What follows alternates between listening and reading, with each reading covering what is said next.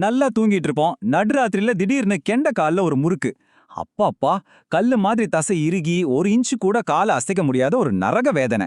நம்மள நெறைய பேர், குறிப்பா ஒரு 60 வயசுக்கு மேல இருக்கிறவங்க, இத வயசானா வர்றது சகஜம்பான்னு சொல்லி விட்டுடுறோம். ஆனா உண்மையிலேயே இது அவ்ளோ சாதாரணமான ஒரு விஷயம் தானா?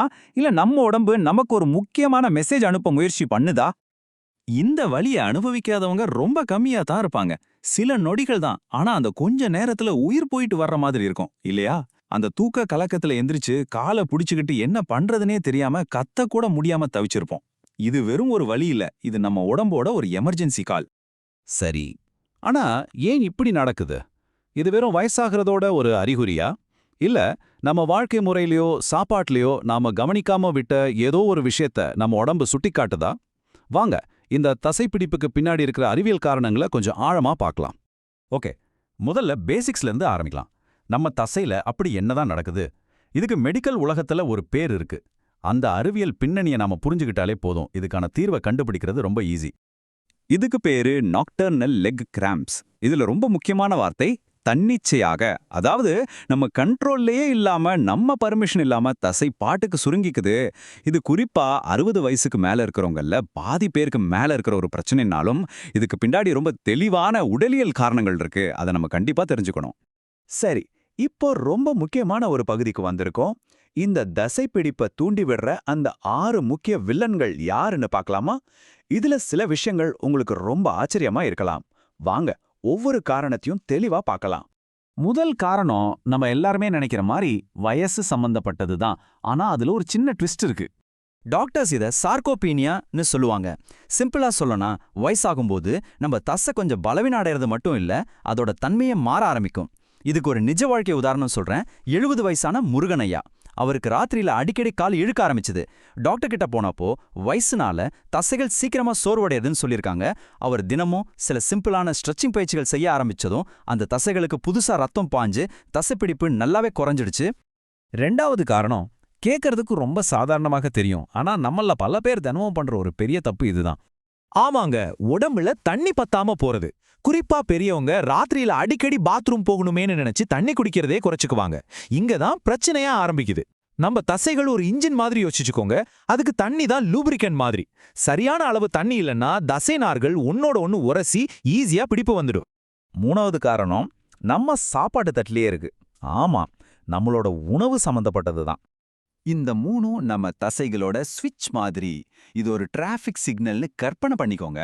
கால்சியம் சுருங்குன்னு பச்சை சிக்னல் காட்டுதுன்னா, மெக்னீசியம் போதும் ரிலாக்ஸ் பண்ணுன்னு சிவப்பு சிக்னல் காட்டுற மாதிரி. பொட்டாசியம் இந்த 2 சிக்னலும் கரெக்டா வேலை செய்ய ஹெல்ப் பண்ணுது.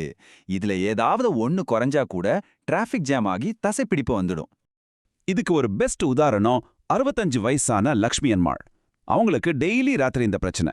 எல்லா டெஸ்டும் எடுத்து பார்த்ததுல உடம்புல மெக்னீசியம் அளவு ரொம்ப குறைவா இருந்திருக்கு. அவங்க உணவுல கீரைகள், பாதாம், வாழைப்பழம்னு மெக்னீசியம் நிறைஞ்ச உணவுகளை அதிகமா சேர்த்த பிறகு ஆச்சரியமா அவங்களோட தசைப்பிடிப்பு பிரச்சனை முழுசா நின்னுடுச்சு. பாருங்க, ஒரு சின்ன உணவு மாற்றம் எவ்வளோ பெரிய நிம்மதியை கொடுத்துருக்குன்னு. 4வது காரணம் நம்ம உடலுக்குள்ள ஓடுற ஜீவநதியில இருக்கு. ஆமாங்க, நம்ம ரத்த ஓட்டம் தான். வயசாகும் போது சிலருக்கு கால்களுக்கு போற ரத்த ஓட்டம் கொஞ்சம் குறையலாம்.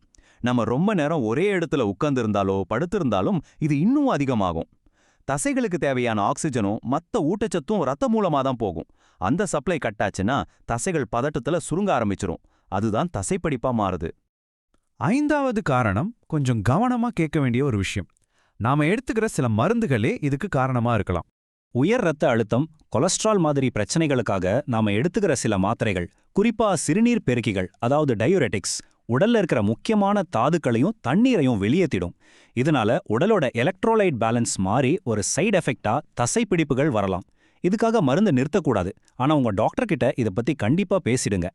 கடைசி மற்றும் 6வது காரணம் நம்ம உடம்போட கம்ப்யூட்டர் சிஸ்டம், அதாவது நரம்பு மண்டலத்தோட சம்பந்தப்பட்டது. வயசாகிறப்ப நம்ம நரம்புகளும் கொஞ்சம் வீக் ஆகும். மூளையிலிருந்து தசைகளுக்கு வர்ற சிக்னல்கள்ல சில சமயம் சின்ன சின்ன தவறுகள் நடக்கலாம். ஒரு ராங் சிக்னல் போனா கூட போதும், தசை திடீர்னு சுருங்க ஆரம்பிச்சிடும். சில நேரங்கள்ல முதுகுத்தண்டு நரம்புல ஏற்படுற அழுத்தம் கூட கால்ல தசைப்பிடிப்பை உண்டாக்கலாம்.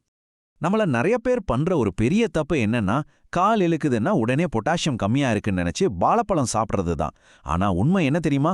பெரும்பாலும் நம்ம இப்ப பார்த்த பல காரணங்கள், கொஞ்சம் தண்ணி பத்தாம இருக்கிறது, கொஞ்சம் மெக்னீசியம் குறைபாடு, கொஞ்சம் ரத்த ஓட்ட பிரச்சனை, இது எல்லாம் ஒண்ணா சேர்ந்து தான் இந்த பிரச்சனையை உருவாக்குது.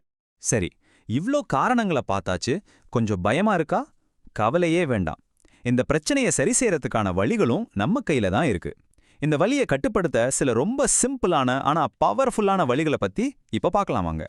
ஜஸ்ட் இந்த 4 விஷயத்த உங்க டெய்லி லைஃப்ல கொண்டு வாங்க. நாள் முழுக்க கொஞ்சம் கொஞ்சமா போதுமான தண்ணி குடிங்க. தினமும் காலையிலயும் ராத்திரி தூங்க போறதுக்கு முன்னாடியும் உங்க கால் தசைகளை மெதுவா நீட்டி மடக்குங்க. உங்க சாப்பாட்டுல தாதுக்கள் நிறைந்த காய்கறி, பழங்களை சேர்த்துக்கோங்க. ரொம்ப முக்கியமா தூங்க போறதுக்கு முன்னாடி ஒரு 5 நிமிஷம் வீட்டுக்குள்ளேயே ஒரு சின்ன வாக் போங்க. இது உங்க ரத்த ஓட்டத்தை சீராக்கி நிம்மதியான தூக்கத்துக்கு வழிவகுக்கும். இனிமே ராத்திரி கால் பிடிச்சா அத வெறும் ஒரு தொந்தரவா மட்டும் பார்க்காதீங்க. உங்க உடம்பு உங்ககிட்ட பேச முயற்சி பண்ணுது. அது அனுப்புற இந்த முக்கியமான சிக்னலை சரியா புரிஞ்சுக்கோங்க. ஆனா ஒரு முக்கியமான விஷயம், இந்த தசைப்பிடிப்பு ரொம்ப அடிக்கடி வந்தாலோ, வலி ரொம்ப தாங்க முடியாத அளவுக்கு இருந்தாலோ, நடக்கும்போது கால் சீக்கிரமா சோர்வடைஞ்சாலோ, அல்லது கால்ல மரத்து போற மாதிரி எரியற மாதிரி உணர்வு இருந்தாலோ, ப்ளீஸ் இதை சாதாரணமா எடுத்துக்காதீங்க. இது வேற ஏதோ ஒரு சீரியஸான பிரச்சனையோட அறிகுறியா இருக்கலாம். உடனே டாக்டர் கிட்ட போறது ரொம்ப அவசியம்.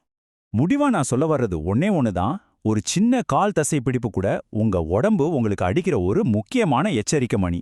நம்ம உடம்பு கொடுக்குற இந்த மாதிரி சின்ன சின்ன சிக்னல்களை நாம சரியா கவனிச்சு சரி பண்ணிட்டாலே போதும், எதிர்காலத்துல வர்ற பெரிய பிரச்சனைகளை நாம ஈஸியா தடுத்துடலாம். உங்க உடம்புக்கு காது கொடுங்க, அதுதான் நீங்க ஆரோக்கியமா வாழறதுக்கான முதல் படி.